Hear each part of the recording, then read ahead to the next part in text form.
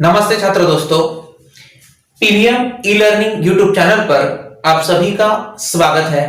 दोस्तों, हम पढ़ रहे हैं हिंदी भाषा अभ्यास यानी व्याकरण विभाग। आज के इस वीडियो के माध्यम से व्याकरण विभाग का एक अहम हिस्सा जो विराम चिन्हों के रूप में जाना जाता है उसके बारे में हम जानकारी प्राप्त करने वाले हैं।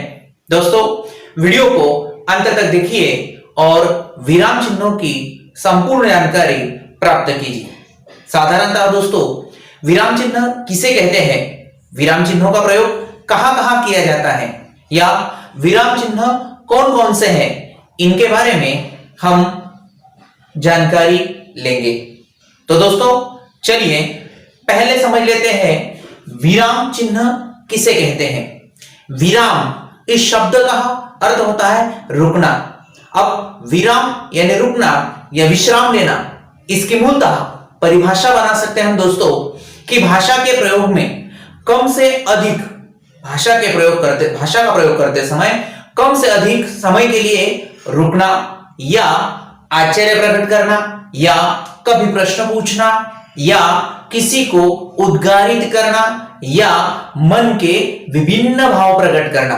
ध्यान में आ रहा दोस्तों कि भाषा का प्रयोग करते समय कम से अधिक स्थानों पर रुका जाता है। कभी कभी आश्चर्य व्यक्त यानी आश्चर्य प्रकट किया जाता है, कभी प्रश्न पूछा जाता है, कभी किसी को उद्गारित किया जाता है, तो कभी मन के विभिन्न भाव प्रकट किए जाते हैं। इन भिन्न भिन्न स्थितियों को प्रकट करने के लिए जिन चिन्हों का हम इस्तेमाल करते हैं या जो चिन्ह प्रयुक्त किए जाते हैं उन्हें विराम चिन्ह कहते हैं। साधारणतः दोस्तों, विराम का अर्थ मैंने पहले ही बता दिया कि रुकना या विश्राम करना, या हम बातचीत करते समय कई स्थानों पर रुकते हैं या कई स्थानों पर बल देते हैं, जोर देते हैं, तो उन्हें समझाने के लिए या विशेष स्थानों को समझाने के लिए थोड़ी देर के लिए रुका जाता है। उस रुकने की स्थितियों को या रुकने की प्रक्रिया को विराम कहा जाता है। साधारणतः दोस्तों, लिखते समय इस प्रक्रिया को पूर्ण करने के लिए जो कुछ चिन्ह या निश्चित स्वरूप में चिन्हों का प्रयोग किया जाता है उन्हें विराम चिन्ह कहा जाता है। हमारे विभिन्न भाषाओं में मराठी, हिंदी, अंग्रेजी ऐसे विभिन्न भाषाओं में इन विराम चिन्हों का बेहद महत्वपूर्ण हिस्सा माना जाता है। तो चलिए दोस्तों, हिंदी की पढ़ाई करते समय कौन कौन से विराम चिन्हों को पढ़ा जाता है इसके बारे में मैं आपको जानकारी देता हूं। साधारणतः दोस्तों, विराम चिन्हों की यह तालिका आपको विभिन्न स्थानों की याद दिला देगी। विराम चिन्हों में करीब करीब हम आज के इस वीडियो के माध्यम से 14 विराम चिन्हों की जानकारी प्राप्त करेंगे। तो आगे बढ़ते हैं। इन 14 विराम चिन्हों के भीतर हम पहला विराम चिन्ह शुरू करते हैं दोस्तों, वो है अल्प विराम। अल्प, थोड़ा। तो अल्प विराम किसे कहते हैं? वाक्य के भीतर जहां थोड़ा सा रुकना होता है, वाक्य के भीतर जहां थोड़ा सा रुकना होता है, उस वहां पर जो चिन्ह प्रयुक्त किया जाता है उसे अल्प विराम कहते हैं। ध्यान में आ रहा है? वाक्य के भीतर जहां पर थोड़े समय के लिए रुका जाता है वहां पर जिस चिन्ह का प्रयोग किया जाता है उसे अल्प विराम कहा जाता है। जैसे कि आप सयाने हैं, बड़े हैं, अक्लमंद है। आप सयाने हैं, अल्प विराम, बड़े हैं, अल्प विराम, अक्लमंद है, इस प्रकार। या युधिष्ठिर, भीम, अर्जुन, नकुल, सहदेव, हर शब्द के बाद थोड़ी थोड़ी देर के लिए रुका गया है, इसलिए युधिष्ठिर, भीम, अर्जुन, नकुल, सहदेव पांडव है। यानी इस प्रकार जहां रोका जाता है वहां पर अल्प विराम का प्रयोग किया जाता है। अगला दूसरा विराम चिन्ह आता है दोस्तों, अर्धविराम। अब अल्प विराम से ज्यादा यानी थोड़ी देर, अल्प विराम से ज्यादा और पूर्ण विराम से कम। अल्प विराम से ज्यादा और पूर्ण विराम से कम जहां रुका जाता है और रुकने के स्थान पर जिस चिन्ह का प्रयोग किया जाता है उसे अर्धविराम कहते हैं। अल्प विराम से ज्यादा, पूर्ण विराम से कम जहां रुका जाता है और जिस चिन्ह का प्रयोग किया जाता है उसे अर्धविराम कहते हैं। जैसे कि वह कब आएगा मैं नहीं जानता, वह कब आएगा, अर्धविराम, मैं नहीं जानता। दो बातें हैं भिन्न भिन्न, लेकिन दोनों के बीच में रुका, कुछ समय के लिए रुका गया है, वहां पर अर्धविराम का प्रयोग किया गया है।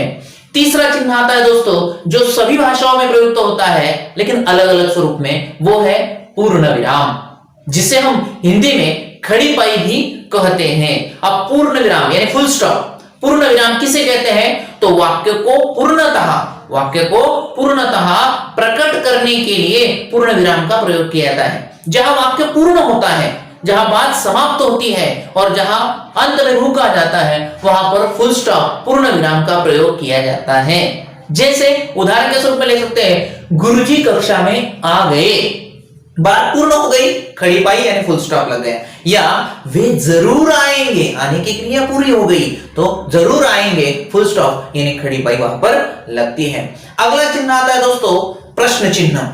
अब प्रश्न चिन्ह किसे कहते हैं आपको उस नाम से ही पता चल जाता है। साधारणतः दोस्तों वाक्य में जहां सवाल पूछा जाता है या वाक्य में प्रश्न उपस्थित किया जाता है, वहां पर प्रश्न चिन्ह का उपयोग किया जाता है। अब वाक्य खत्म हो जाने के बाद वाक्य के अंत में यह प्रश्न चिन्ह लगाया जाता है। जैसे सोहन कहाँ है, सोहन कहाँ है, या तुम्हें कितने पैसे दिए गए, तुम्हें कितने पैसे दिए गए, प्रश्न चिन्ह लगता है। या तुम कौन हो, प्रश्न चिन्ह लगाया जाता है।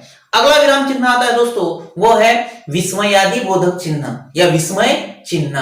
अब विस्मयादि बोधक चिन्ह कौन सा कहा जाता है? जहां पर भय, शोक, घृणा, तिरस्कार, आनंद, हर्ष, भय, शोक, आनंद, तिरस्कार, हर्ष ऐसे मानवीय मन के भाव प्रकट करने के लिए जिस चिन्ह का प्रयोग किया जाता है उसे विस्मय चिन्ह या विस्मयादि बोधक चिन्ह भी कहा जाता है। अब हर्ष, शोक, घृणा भाव, आनंद, तिरस्कार ऐसे भाव को व्यक्त करने के लिए ये विस्मय चिन्ह लगाया जाता है। जैसे कि वाह क्या बात है, छी कितना गंदा लड़का है, या बाप रे कितना बड़ा सांप है, ऐसे चिन्हों का प्रयोग किया जाता है। अगला चिन्ह आता है दोस्तों इकहरा अवतरण चिन्ह। इकहरा अवतरण चिन्ह अब कहा जाना जाता है इकहरा अवतरण चिन्ह? तो दोस्तों जहां पर किसी विशेष शीर्षक, व्यक्ति नाम निर्देश, विशेष शीर्षक का प्रयोग किया जाता है, व्यक्ति नाम निर्देश का प्रयोग किया जाता है, या पुस्तक का नाम दिया जाता है। व्यक्ति के लिए, व्यक्ति नाम के लिए, उसके उपनाम के लिए, पुस्तक के नाम के लिए, किसी शीर्षक के लिए इस चिन्ह का प्रयोग किया जाता है। अब इकहरा अवतरण चिन्ह, इकहरा अवतरण चिन्ह कहां पर? जैसे माना जाता है मेहनत का फल, बाल भारती, या शाम ची आई, ऐसे शब्दों की जगह पर इकहरा अवतरण चिन्ह प्रयोग किया जाता है। या मैथिली शरण गुप्त का प्रिय प्रवास ऐसे, या टांग का टूटना, ऐसे शीर्षक, नाम निर्देश, व्यक्ति नाम या पुस्तक का नाम, वहां पर इकहरा अवतरण चिन्ह का प्रयोग किया जाता है। अगला आता है दोस्तों उसी का दूसरा रूप, दूसरा या दोहरा अवतरण चिन्ह, डबल इन्वर्टेड कॉमा। तो दूसरा या दोहरा अवतरण चिन्ह अब कैसे कहा जाता है? तो बोलने वाले के लिए, या बोलने वाले का उद्गार हो अथवा एक हाथ लिखी हुई बात हो, पंक्ति हो, एक हाथ व्यक्ति ने बोली गई बात हो, उद्गारवाचक किसी व्यक्ति ने उद्गार किए हो, या किसी व्यक्ति द्वारा लिखी गई बात हो, उसको दर्शाने हेतु दोहरा अवतरण चिन्ह का प्रयोग किया जाता है। जैसे कि आराम हराम है, आराम हराम है, दोहरा अवतरण चिन्ह पूर्ण होने के बाद। या स्वराज्य मेरा जन्म सिद्ध अधिकार है और वह मैं प्राप्त करके ही रहूंगा, दोहरा अवतरण चिन्ह। तुम मुझे खून दो मैं तुम्हें आजादी दूंगा, ऐसे कुछ विशेष बातें, उद्गार कही गई बातों के लिए ये दोहरा अवतरण चिन्ह का प्रयोग किया जाता है। अगला आता है दोस्तों जिसका नाम है संयोजक चिन्ह, या जिसे हम योजक चिन्ह भी कहते हैं, अंग्रेजी में जिसे हम हाइफन कहते हैं। तो दोस्तों एक ही जाति के समान शब्दों के लिए, एक ही जाति के समान शब्दों के लिए यह संयोजक, योजक चिन्ह, हाइफन इस्तेमाल किया जाता है। जैसे कि माँ बाप, भाई बहन, धीरे धीरे, अपने अपने, ऐसे शब्दों के लिए यह संयोजक चिन्ह या योजक चिन्ह का प्रयोग किया जाता है। दूर दूर, पानी ही पानी, ऐसे शब्दों के लिए यहाँ पर यह हाइफन यानी संयोजक चिन्ह का प्रयोग किया जाता है। अगला आता है दोस्तों निर्देशक चिन्ह। अब निर्देशक चिन्ह किसे कहते हैं? किसी वाक्य, वाक्यांश या पद, किसी वाक्य, वाक्यांश या पद की ओर ध्यान केंद्रित करने के लिए निर्देश चिन्ह का प्रयोग किया जाता है। यानी एक प्रमुख संकल्पना या मुद्दा स्पष्ट करने के लिए आगे निर्देशक चिन्ह दिया जाता है। जैसे कि गीत सीता कहती है, निर्देशक चिन्ह, सीता के बाद निर्देशक चिन्ह, प्राणनाथ मैं भी आपके साथ चलूंगी, वनगमन के लिए सीता कहती है, निर्देशक चिन्ह प्राणनाथ मैं भी साथ चलूंगी। ऐसे निर्देशक चिन्हों का प्रयोग किया जाता है। अगला आता है दोस्तों कोष्टक चिन्ह। अब कोष्टक चिन्ह यानी ब्रैकेट, अंग्रेजी में से हम ब्रैकेट कहते हैं। तो दोस्तों यदि किसी पद या वाक्यांश, यदि किसी पद या वाक्यांश का अर्थबोध कराना हो, उसकी बात बतानी हो, अर्थ बताना हो, तो कोष्टक चिन्ह का प्रयोग किया जाता है। यानी अर्थबोध करने के लिए कोष्टक चिन्ह का प्रयोग किया जाता है। जैसे व्यर्थ में किसी से बैर या विवाद, व्यर्थ में किसी से बैर या विवाद, विवाद का अर्थ कोष्टक में बहस, हानिकारक है। आगे देखिए दोस्तों अगला चिन्ह आता है त्रुटि चिन्ह। अब त्रुटि चिन्ह किसे कहते हैं? यदि लिखते समय कोई शब्द छूट जाता है, हड़बड़ाहट में या जल्दबाजी में हमसे लिखते समय कोई शब्द छूट जाता है, यदि लिखते समय कोई शब्द छूट जाता है तो उस जगह इस चिन्ह का प्रयोग करके छूटा हुआ शब्द दर्शाया जाता है। ध्यान में आ रहा है त्रुटि चिन्ह किसे कहते हैं? कि यदि जल्दबाजी में हम लिखते समय एक आध शब्द छोड़ देते हैं तो छूटे हुए शब्द को लिखने के लिए वहां पर त्रुटि चिन्ह का प्रयोग किया जाता है। जैसे कि अब पछताए होत क्या, अब पछताए होत क्या जब चिड़िया शब्द छूट गया, चूक गई खेत, तो चिड़िया शब्द डालने के लिए वहां पर त्रुटि चिन्ह का प्रयोग किया जा सकता है। इसीलिए वाक्य बनेगा अब पछताए होत क्या जब त्रुटि चिन्ह चिड़िया चुग गई खेत। इस प्रकार प्रयोग किया जाता है। अगला चिन्ह आता है दोस्तों लोप चिन्ह। अब लोप चिन्ह किसे कहते हैं ये भी समझ लिए दोस्तों। भाषावेश की दशा में, भाषावेश की दशा में बीच में ही खंडित हो जाता है।